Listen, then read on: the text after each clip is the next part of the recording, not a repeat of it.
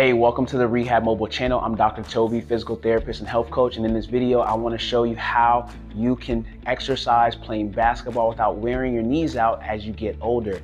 All right, so this exercise I'm going to show you is going to be really helpful, but not only that, it's going to be the underlying principles about this exercise that are going to help you to keep your knees well and strong so that you can still play basketball, go to the recreation center, play with the boys at the gym, and still be able to do this without your knees wearing out over time and becoming a problem. So stay tuned for what we're going to show you in this video. By the way, if you're new to our channel, you can hit the subscribe button because we make health videos on how to stay healthy, pain-free, fit, and mobile.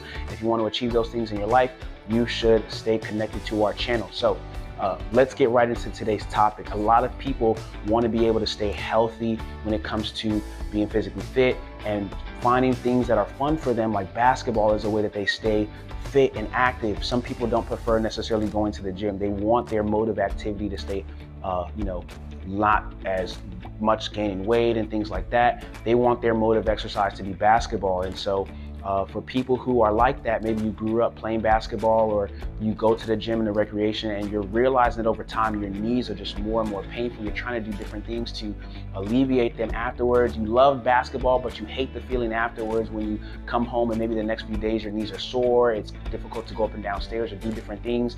And maybe you're tried icing it or putting on icy hot or doing all these things. You're like trying to stretch more, all these different kind of things. But here's number one thing.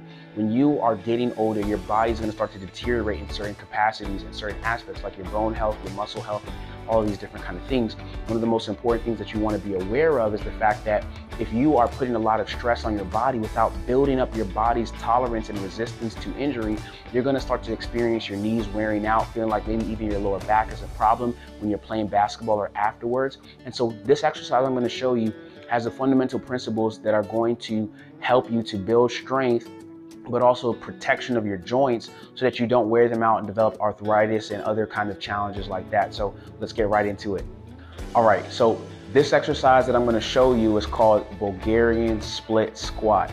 Now, why I want to show you this exercise is because in this exercise and the various ways that you can perform it, it has all the basic things you really need to be able to prevent your knees from wearing out, becoming worn out, the wear and tear on your body, being able to still play basketball on the hardwood as you get older and things like that without having the limitations in your knees and pain and discomfort that makes you regret it afterwards. So here's one of the things you want to know. A Bulgarian split squat, here is how you perform it. You've probably seen people do it before, and I'll kind of explain why it's so beneficial. So what you're going to do is you need a surface like a chair, something like this, and what you do is hopefully you have the mobility and the flexibility to sit on your knee like this, or else you'll have to get into position in a different way. But once I'm in this position, what I'm going to do is I'm going to put my foot where I want it to be. All right. And I'll be right here. So most of the times what people do is they'll get in a position like this and hop their foot out, which is fine. But the easiest way to get into the position for the activity is to actually just put your leg on the chair like that. Get in that position, reach your foot forward like this, and then comfortably come up like that. So that's just positioning. Now what you're going to be doing is this exercise, right? So one of the things you want to just avoid doing naturally is just gliding forward, right? We're not gliding forward. What you want to do is actually focus probably more so on actually going back.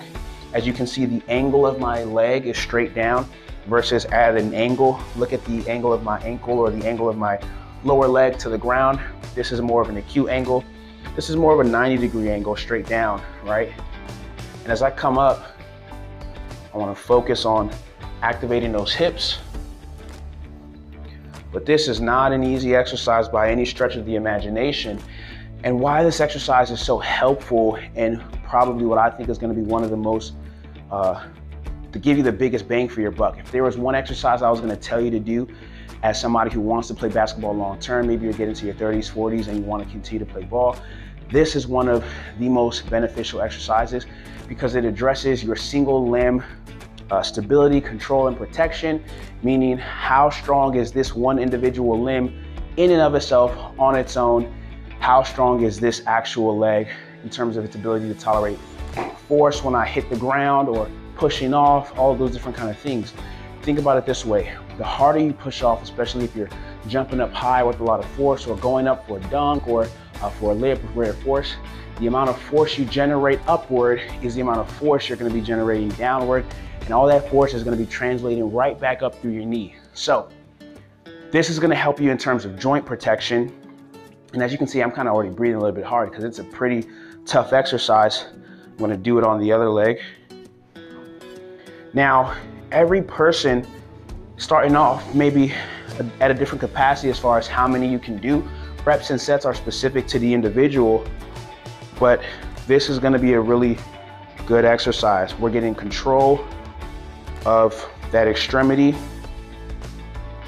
getting some glute activation, and we can incorporate some slow lowering, which is going to be good for the tendon health, especially for those who have tendonitis kind of history and want to avoid those things. So the reason why this exercise is so helpful, because it addresses so many things. It addresses strength, stability, joint protection. It addresses tendon health, joint health for the joint itself, and it's also going to help you to produce more power and more force. So we can progress this from just doing three sets of 10, like 3 straight sets of 10, right? We can go from that to doing more of a stability and tendon kind of protection and development, slow lowering, shoot up for some power, force, boom. So there's so many ways you can do it. Just depends on what you're going for, what your main achievement is. If you're like, hey, I want to be able to tolerate more forces when it comes to dunking or when I'm jumping higher, things like that. After I come down, I feel some pain or discomfort, maybe in my meniscus or things like that, right? What we would have you do in the setting of rehab and in the setting of performance enhancement is having you to incorporate some jumps, right? Jumps, yep. Right, so these activities, this exercise, there's so many variations that you can do that are going to be helpful for you. So it kind of just depends. What are you going for? What's your main goal? But overall, this is going to be a helpful exercise in terms of performance and training that you want to do, not only to just warm yourself up for basketball, but preparing your body to be ready for the types of activities you're continually or routinely putting it under in terms of that stress. So just because you play basketball frequently 3-4 times a week doesn't mean that your body is going to be strong enough to endure basketball. So most people are confused. They're like, well, I don't know what's going on with my knees. I play basketball and I'm physically active, but my knees are just hurting. Well, if you're not doing an exercise to actually build up your knees beyond the capacity that is required to play basketball, right, you're going to start to experience pain and discomfort. So what that simply means is you need to train your body at a level and your specific muscle groups at a level to which it's beyond what basketball requires of it. So that way, when you play basketball, you're doing an activity of lesser stress on your body, meaning you need to do some type of fitness training. Bulgarian split squat is something that you want to incorporate into your fitness program to help you ideally really be ready to play basketball at all levels, no matter what age you're in.